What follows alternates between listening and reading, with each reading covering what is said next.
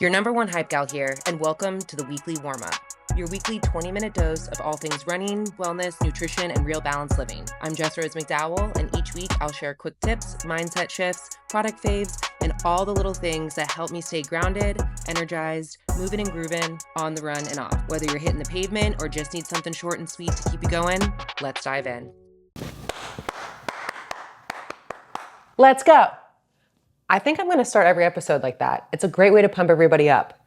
Hi, what's up, y'all? Welcome back to the weekly warm-up. I'm your host, Jess McDowell, and we've made it to episode 2, which means we're on the right track. Thank y'all for supporting, being a part of this. If you're here, hopefully you've listened to episode 1, and I have just loved putting all this together, and I'm having so much fun with it. And we're going to have a great show today.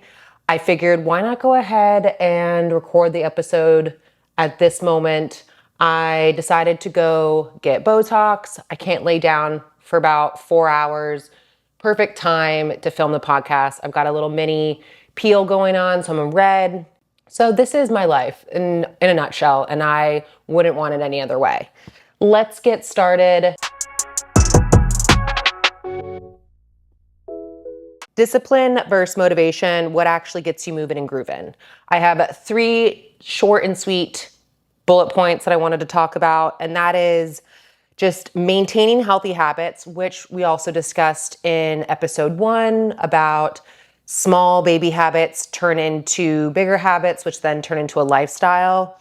And I understand that healthy habits can become intimidating and overwhelming, but the most successful people are mentally and physically sound because they have at least 5 habits that are routine for them. So I figured, why don't we have a little homework together?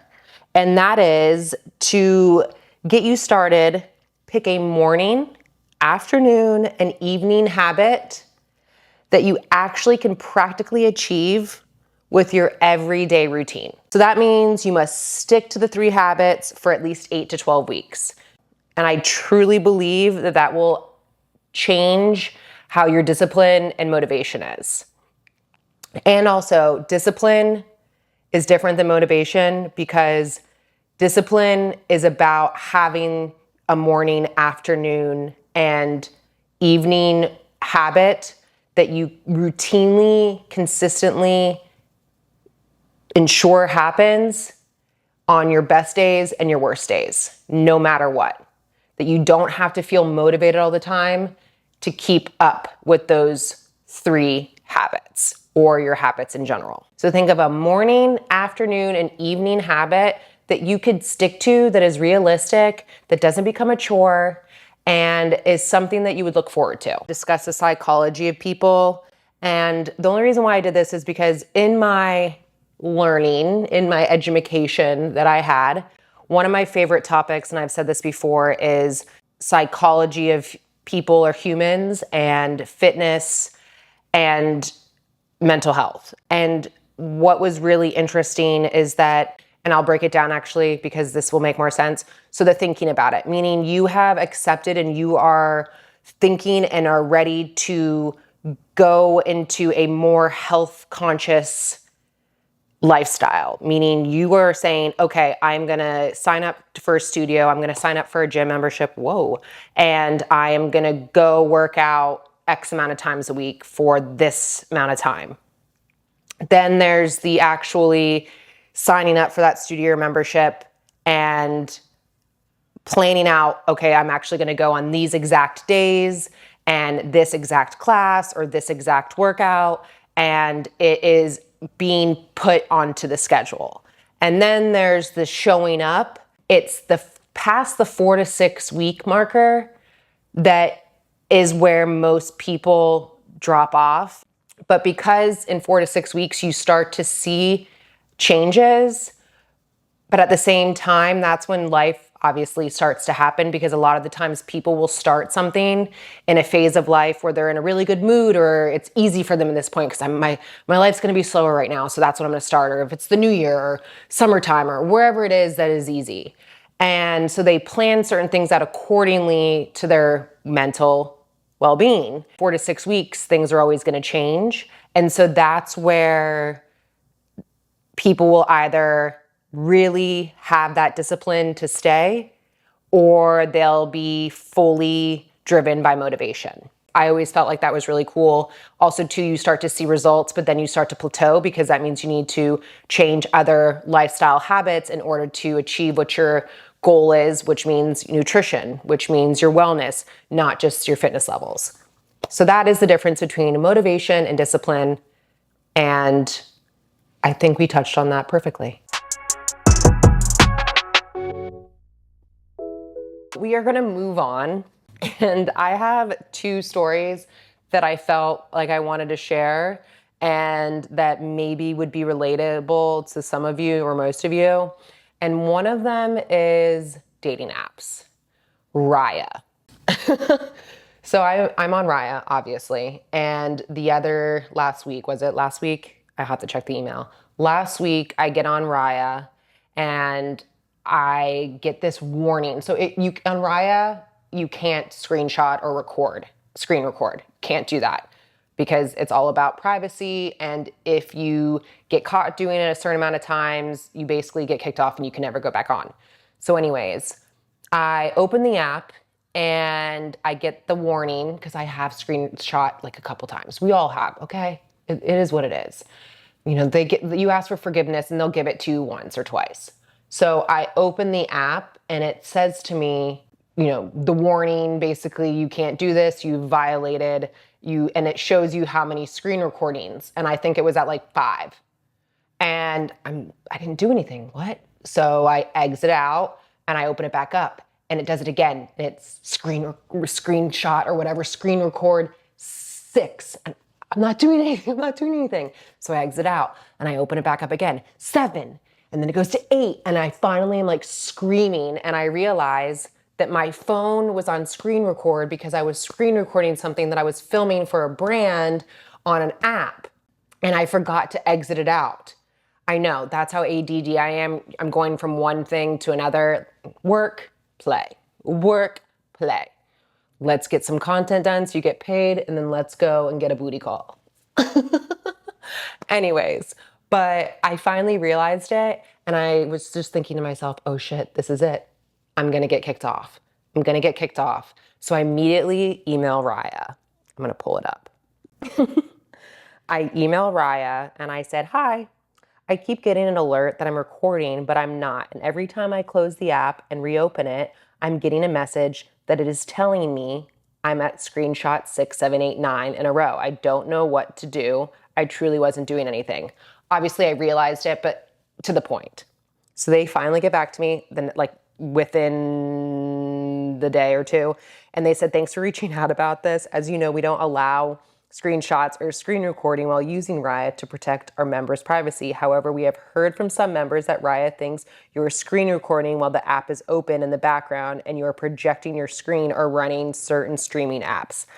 I have made sure to mark in our system that this was a mistake and your account will not be flagged. To avoid this in the future, make sure to close Raya completely when you're not in use.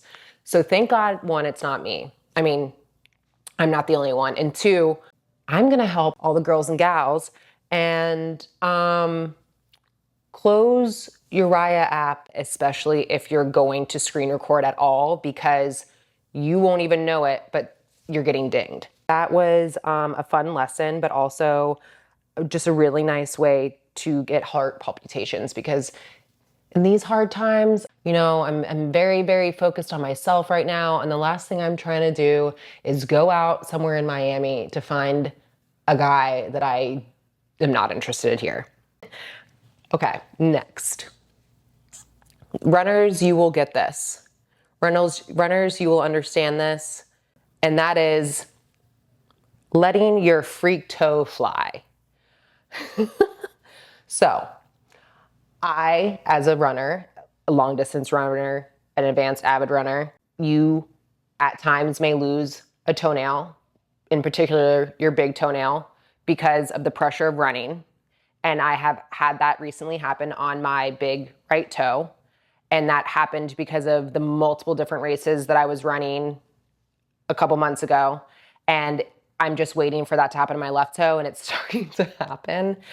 And I will not put a fake toe or any type of polish on because one, I don't want infections. And at this point in my life, I'm gonna let my freak toe fly. Whoever I'm around or whoever, let's say I would potentially go on a date with or I'm friends with, whatever it is, if you are so repelled by me because I lost a toenail, I don't really think you don't need to be in my life. You don't need to be around me anyways then, because we are on two different planets. Runners especially, or if you've happened to lose a toenail for any other particular reason in your life, let that freak toe fly and don't let anyone make you feel insecure about that, because let's just say this, it's summertime, I got polish on and I got my freak toes flying and it's about to be double. We're about to have twins for the rest of this summer and I'm okay with it. My post-run, we can say workout skincare routine. And I'm gonna really just break this down. I don't wanna drop every single thing that I've tried or that I do, because we all know we have just things in our skincare cabinets, but I wanted to just kind of go over the essentials and also some things that I've recently learned. So something I recently learned is that I'm guilty of it, is exfoliating after a run or said workout, and how our skin is extremely sensitive at that time, which I didn't think about. Normally I like to exfoliate in the morning. That is one thing I will do. No matter what, I would say this, let's just include this in, is a good exfoliation.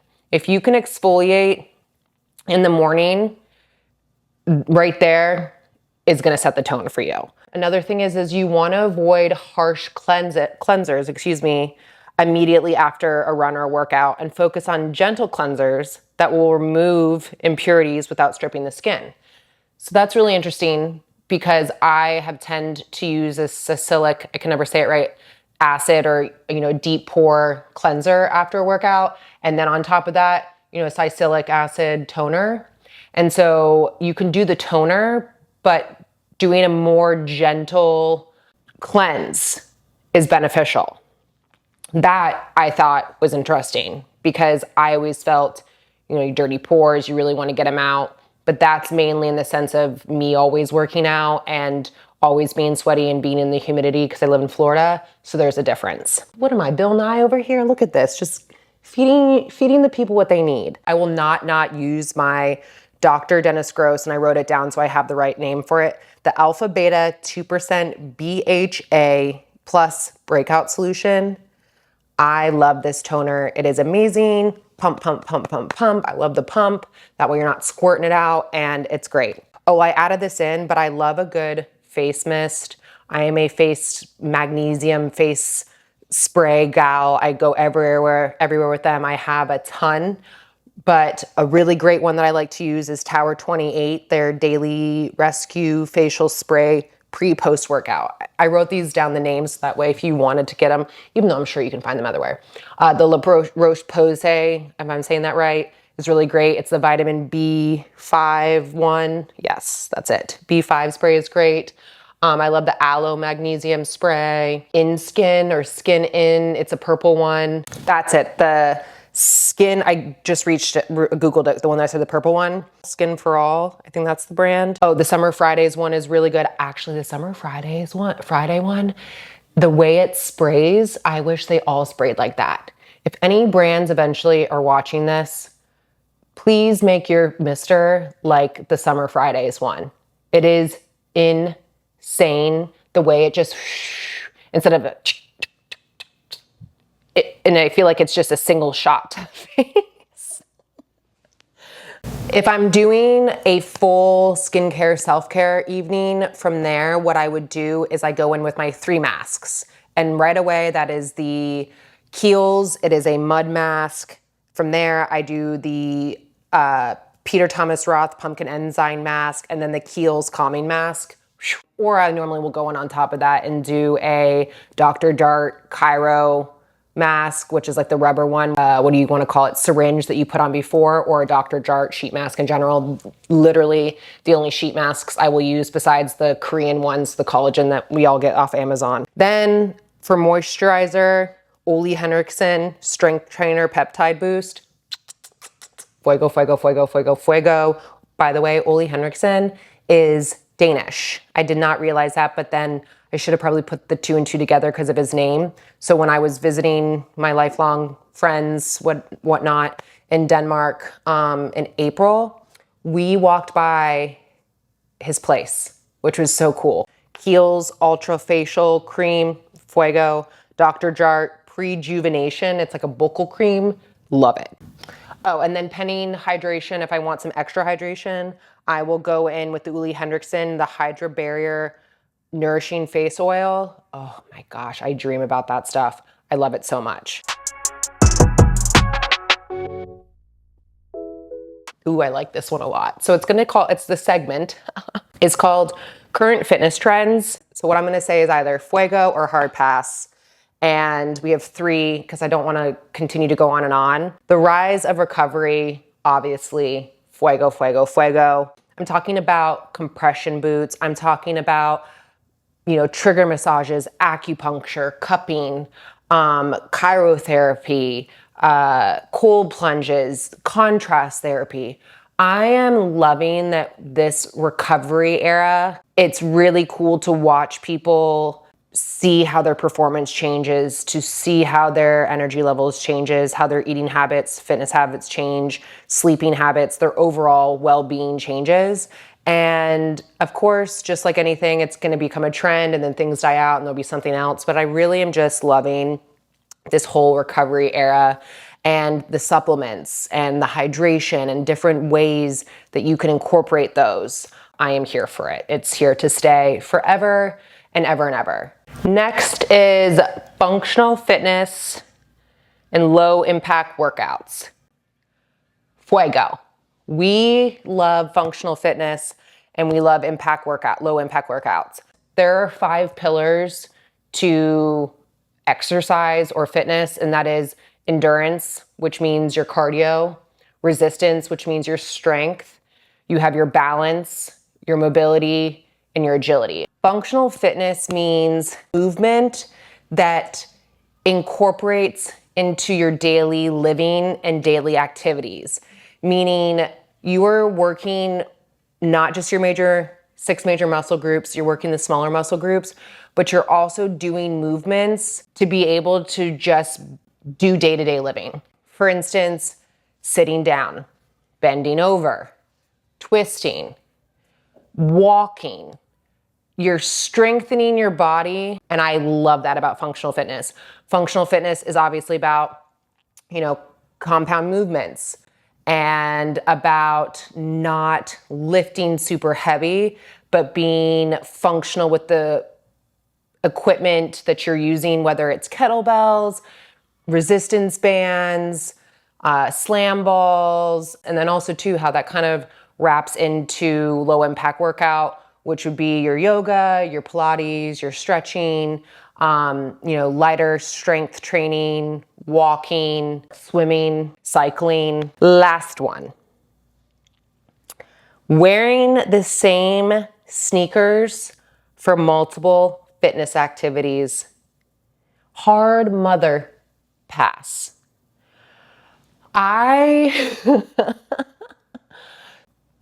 will to this day call someone out for wearing the wrong sneakers to the wrong fitness activity. When I'm in class and I am a participant, we'll stare at everybody's shoes. It's like a fixation. So there are running shoes. Running shoes means they tend to have more cushioning and ankle support, depending on if you are an advanced runner and you're doing road racing where you have a carbon plated shoe that's a little different. But we're talking about your average beginner to intermediate running shoe is going to be designed for you to not be stable in one position moving with equipment.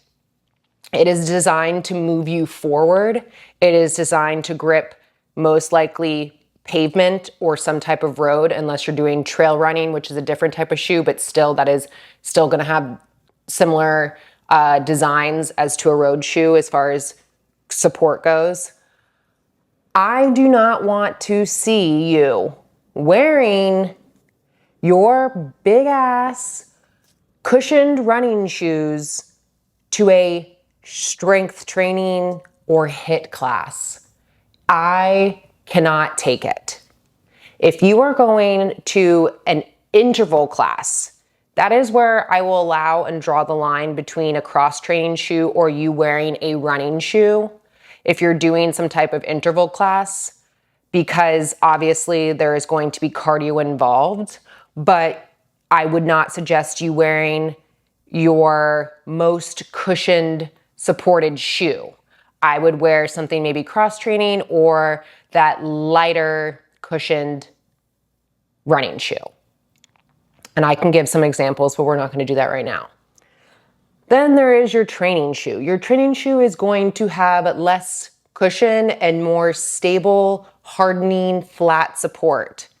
It's going to still have your ankle support, but sometimes, depending on the person, if you're lifting super heavy, sometimes they like the higher ankle support, but that's okay. We're talking a nice flat shoe that you can stand and you can balance on one foot without rocking like a boat. That is what you want as a training shoe.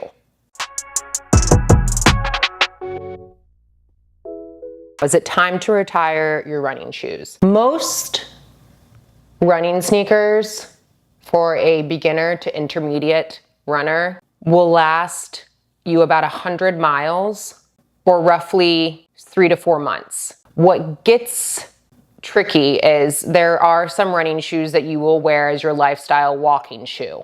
And then most people aren't going to track the mileage that they're doing on that. So this is where now it breaks down to being intuitive to your body. Your advanced runner is going to be a lot different because that means it's going to be between the 2 to 3 months, depending on if it's racing season or not, or if you're training for something, which means you're probably rolling over sneakers more often than none. And you're not really calculating the mileage. You're more calculating being intuitive to your body and understanding when you know. As a runner, you know when you need to get new sneakers because you start to feel it. And so this is where I'm going to take your beginner intermediate runners and put you into an advanced category when it comes to running sneakers. So listen up. When you're running and you get a new pair of sneakers for the first not 2 months, the first month and a half, it is so good. It is so good. You're flying. You feel free. You feel light. You're bouncing. Your body feels good. You're not feeling as tiresome and sore after a run because you have that shock support, you have that cushion support, your laces, the fabric isn't fully stretched out, and that tends to happen. It's just natural with anything else. The wear and tear. That feeling right there is euphoric, for me at least. The second you start to run and you feel like you're getting shin splints, you feel like your legs are getting heavier. Your knees are starting to get sore and you're not gliding. Let me say this too. This is a difference. There is a difference between your shoes are starting to wear and you being burnt out or tired from training. Trust me. Trust me.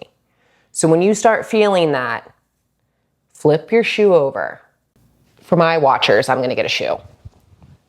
This is a shoe that I ran almost 4 half marathons, 3 half marathons on. But if you look and you start to see, just as if your tires, you need new tires, you'll start to see the wear and tear, especially around the heel and midsole area where it's not going to grip as much and it's flatter. No bueno. For a road shoe, it's going to be a little different because it's not going to have as much grip because the road shoe, especially in a carbon plated, it's almost like a friction. Think about like a football player when they're wearing gloves. It grips a different way. So on a road shoe, you're really going to want to notice in, again, the midsole area, and then you'll notice in your heel support just with the cushioning. These are ready to rock and roll. The wear and tear on the side, you're not seeing lines. You're not seeing it be flat in the areas that count. Okay, now I need to go wash my hands. Go invest in your performance, in your recovery, and your overall health, especially if it's something that you are very much into and it has become a hobby, it has become a lifestyle, is mentally and physically bettering you. Invest in the right gear because you are going to enjoy yourself so much more, and then you'll keep showing up. We're on our final segment topic of the podcast, and that is my handy dandy products I'm digging this week. And this is going to be routine every week. And products I'm digging this week, I did grab these, is the chlorophyll water. I am loving this chlorophyll water right here. So not only is it enhanced purified water, but it also has vitamins for oxygen, energy, detox, and antioxidant. Love the chlorophyll water. From there, what I have been sipping on this whole entire time, Health Aid Kombucha. I am a Health Aid Kombucha stan. I most likely will have one every night. It is my end of the night, end of the day beverage of choice, and I love it so much. I always have to have one wherever I'm traveling. If you know me, you know me, and I am a big watermelon fan. This one is the blood orange carrot ginger, which is great, but Health Aid Kombucha, hi, call me. My cherry pitter. It is cherry season. Of course, now cherries are trending and it is on every brand ad and billboard, but that is fine. But this cherry pitter is what I am really standing over, or whatever the kids are saying these days. So I can pit my cherries to make dark chocolate cherries on my own with no pit. I'm really digging the Day. Obviously, I've been using it for a hot minute. You've seen it, the Cactus Fruit 3-in-1 styling cream. I love the wand. It is absolutely amazing. And then obviously their tube, that's great too. I have right now their prickly pear. It's their oil in my hair, which keeps it nice and smooth and anti-frizz. But I just really like the Day hairstyling cream and wand. I typically am very sensitive about the hair products I use. And if I find something I like, I tend to keep on and hold on to it. And this is one that I've been holding on to for a hot minute. Did we just finish episode 2? I feel like that flew by, but we did. I hope everyone enjoyed this episode. Make sure you follow me on Spotify, subscribe on YouTube. I actually made an Instagram. I pulled the trigger because I am a branding nutbag and everything has to be cohesive. So follow me on Instagram. The handle is the weekly warm up with Jess. I will be sharing clips and fun little things here and there. I will see y'all next week. Oh, and I was thinking, because I've loved this so much, I might throw in like a few episodes here and there that are short. But yeah, that's that.